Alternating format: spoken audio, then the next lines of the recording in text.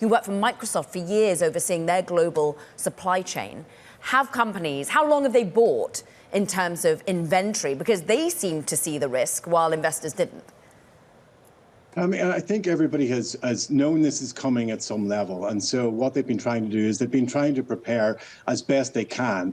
And, even this week, in the last 7 or 10 days, what we've seen is an increase in freight rates for air cargo coming out of China, which means that, supply is drying up a little bit and people are still trying to move as much product as they can before they were impacted by tariffs. So I think that companies have tried to be smart. They've tried to position themselves as best they can. But I'm not sure that anybody actually saw the sheer extent of these tariffs and what it would mean. You are currently still advising the Microsofts, the Dysons. I go to the data that shows that China is basically 90% of all consoles are coming from China to the United States.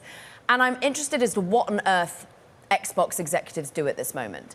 Are they thinking, OK, longer term, we shift our supply chain even further away from China, or do they just ride this out in the short term? I think that it's a very challenging situation to be in. I think that, the advice that I'm giving a lot of companies right now is basically to hurry up and wait.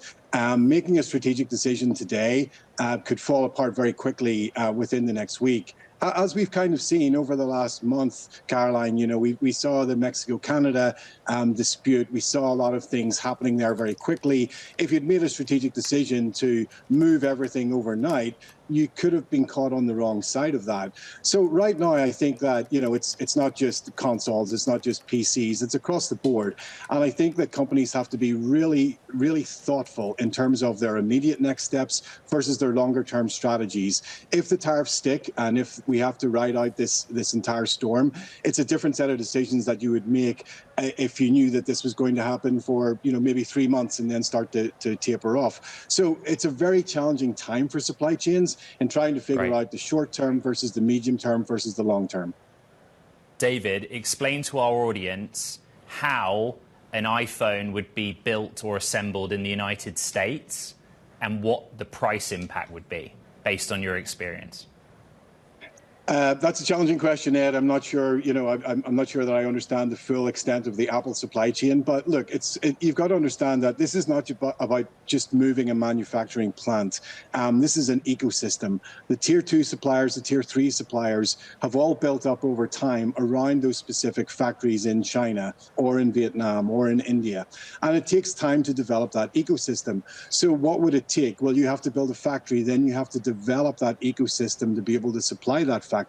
You have to source your raw materials. You have to source your semi-finished goods, your sub-assemblies, and bring all of those in. So this isn't just flicking a switch and you build a new factory and everything starts up again. It takes time to build that ecosystem and to make sure that your supply chain remains intact from a quality perspective and everything else. That was a pretty good answer, David, to be fair. I think that sums it up well. And I know Tesla, in its local supply chain in Shanghai, has a similar situation. What happens in 4 years' time if there's a completely different administration in the White House and all of the tariffs get undone and the executives at the companies you advise decided to do something extreme in adjusting their supply chain here and now? I think in the first case, I'll be a little bit bored. If it all reverses, then, I'm not sure what I'll be doing every day. But, I think that this short term versus medium term versus long term, I think that is where we're caught in a trap right now, whereby it's very difficult to make that long term decision because, to your point, a new administration could decide to go in a very different direction from a trade perspective. And so supply chains have to be cautious. Now, we were taught some lessons over the last 5 years through COVID. We realized that our supply chains were ultimately fragile, and we had to find a better way to build some resilience into those supply chains. So we diversified a little bit. We started to move manufacturing to other countries. We started to do very sensible things. Did we do that to the level that we should have done it? Maybe not. Maybe there was more room to actually move things about. But I think supply chains now, we are problem solvers. Supply chain practitioners are designed to solve problems. This is another major problem. Call it a gray swan or a black swan.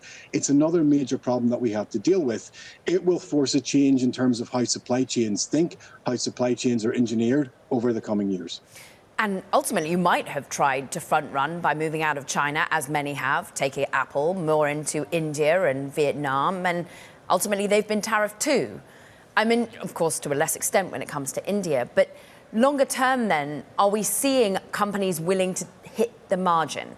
When you've got a record gross margin of 46.9% for Apple recently, in the short term, they swallow it, David. Is that what Dyson's and Microsoft's do? They take the hit until they get long-term clarity? I think in the short term, any supply chain will look at what can be done. So if you've already diversified to some level and you've moved production to more friendlier tariff countries, you would look now to say, is there any excess capacity available? Can I move maybe from a China to a Philippines or to a Malaysia to reduce some of that tariff burden? However, the longer term is going to be, okay, what does a tariff-friendly country actually look like? Have we actually moved the dynamics too far? And we're all hoping that this will actually roll over. We are all hoping that the president will do as he says, and he is open to negotiation, and the countries are coming to the table. We've heard today South Korea, Japan are already coming to the table. From a supply chain perspective, we're hoping that common sense will prevail, and there will be a more balanced trading agreements, set of trading agreements put in place in the coming weeks and months, which will alleviate some of the current pain, but it still doesn't take away from the longer-term strategy now needs to be figured out, and that's what supply chains are going to be working hard to do. David, I'm going to make a really pointed question. Are many of the executives you're talking to taking it seriously that they need to build or assemble in the United States more fully? A lot of executives are certainly having the discussion.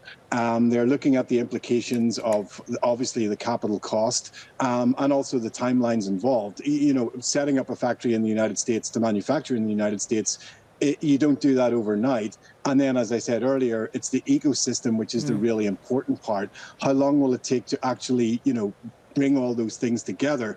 I answered a question earlier on this week in a different interview where somebody said, hey, for American-made products, how are those going to be impacted by the new China tariffs? And my question to that question was, well, what do you mean by American-made products? You're talking about chocolate in this instance. Where does the cocoa come from to make that chocolate? It in itself is subject to a tariff coming into the U.S. to manufacture in the U.S. Supply chains are complicated. Supply chains are very, very complex elements. And so figuring these pieces out is everything that executives are doing right now to understand the impact, but also to understand what can be done next.